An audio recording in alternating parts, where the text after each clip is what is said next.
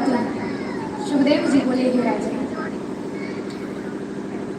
बात उस समय की है जब सत्यव्रत नामक द्रवण देश के एक राजा हुआ करते थे। एक बार महाराज क्या हुआ कि जब सृष्टि में प्रलय का समय आया, महाराज ब्रह्मा जी की नींद लगी, उनकी आंख लग गई और छल के द्वारा हयग्रीव नामक एक दानव ने, एक असुर ने ब्रह्मा जी से वेदों को चुरा लिया।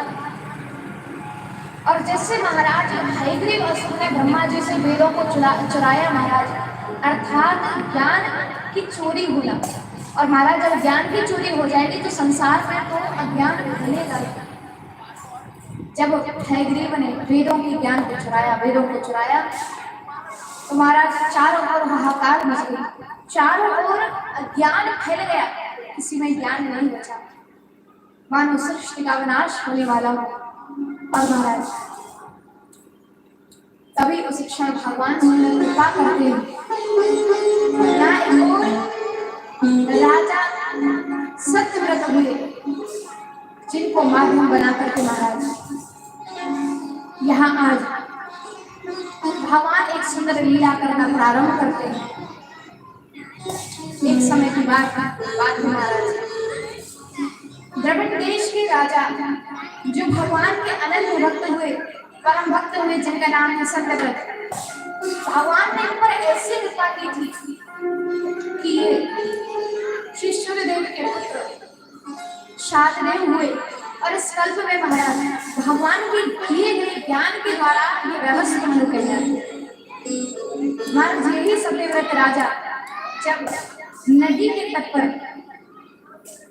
श्री अर्घ्य दे रहे थे, पूजन कर रहे थे, भगवान के ध्यान में, तब अर्घ्य देते समय उनके साथ एक लीला घटित हुई। राजा सत्यव्रत के समय क्या हुआ महाराज, बड़ा सुंदर श्लोक शिव व्यास जी लिखते हैं। सत्यव्रतो यदि सहतो भारत उत्सर्ज नदी तोये शबरीम द्रविणेश्वरा।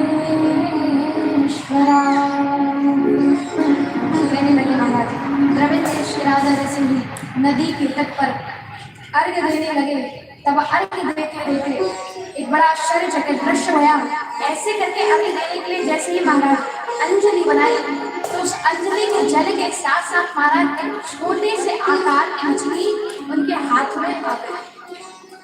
और जैसे वो छोटे आकार की मछली महाराज हाथ में आई तो देखते ही राजा सत्यव्रत ने उसे वापस नदी में डाल दिया। महाराज जैसे वो नदी में वापस मछली को डाला तो मछली ने तुरंत सत्यव्रत राजा से प्रार्थना की, आपने क्या किया, रक्षण के लिए आपकी अंगुली में आई और आपने वापस मुझे नदी में ही डाल दिया। राजन आपको परम दयालु प्रतीत होते हैं। यहाँ न जाने कितने बड़े बड़े जानवर हैं, इतनी बड़ी बड़ी जल जीव हैं, मुझे जैसे छोटी मछली को खा जाएंगे। मेरी प्रार्थना है आप मेरा रक्षण कीजिए,